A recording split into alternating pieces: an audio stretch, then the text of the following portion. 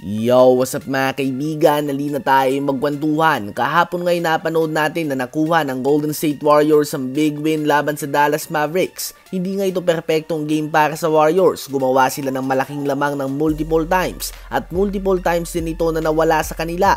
Even the last minute ay muntik pa nga sila mahabol ng Mavs. Ganun pa man ang mahalaga nga para sa kanila ay nakuha nila ang panalo. Kung sasabihin mo nga to start the game na gagawa ng 30-point triple-double si Luka Doncic at gagawa pa ng 27 points si Kyrie Irving at 20 points si PJ Washington habang si Stephen Curry naman ay gagawa lamang ng 13 points ngunit mananalo pa din ng Warriors, hindi nga ito madaling paniwalaan. Ganun pa man ay ito nga nangyari sa game kahapon at malaking dahilan dyan ang bench ng Warriors sa pangunan ni Chris Paul, Moses Moody at GP2.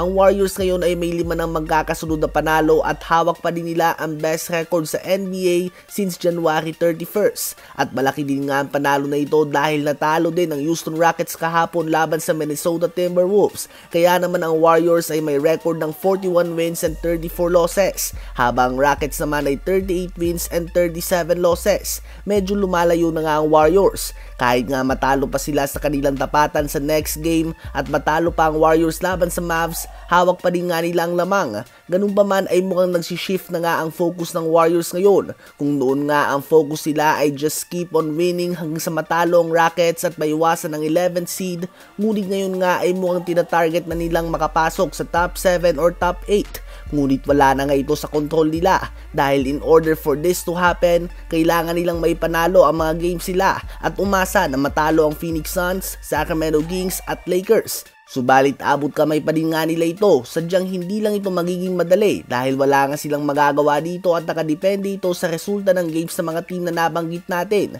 Ngunit so far ay mukhang napaaga nga ang playoff mode ng Warriors at talagang locked in na nga sila ngayon at gusto nilang i-extend pa ang kanilang season. Ano ba masasabi nyo tungkol dito?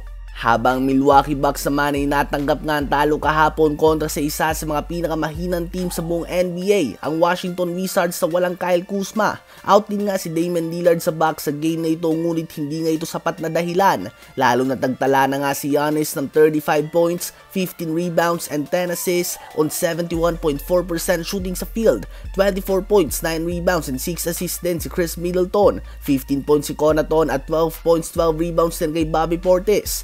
Despite the very talented lineup, hindi nga magawang maging dominant ng Bucks ngayon ng consistently. Ginagawa na ni Giannis ang lahat ng kanyang makakaya, playing his best regular season. Oo, mas maganda pa nga ang stats niya ngayon kaysa noong 2 MVP season niya. Kahit na Bucks nga may second best record sa East, hindi nga sila yung katulad ng Milwaukee Bucks noon or at least inaasahan sa team nila ngayon na magiging confident ka na sila ng Celtics sa maghaharap sa East Finals. Sa ngayon nga ay nagpapalit-palitan pa ng pwesto sa 7th seed ang Miami Heat, Indiana Pacers at Philadelphia 76ers. At kahit nga sino dito ay hindi mo masasabi na easy win ito para sa Bucks sa playoffs, lalo na't may road record lamang sila ngayong season na 18 wins and 20 losses. Ano ba masasabi nyo sa pinapakita ng Bucks ngayong season?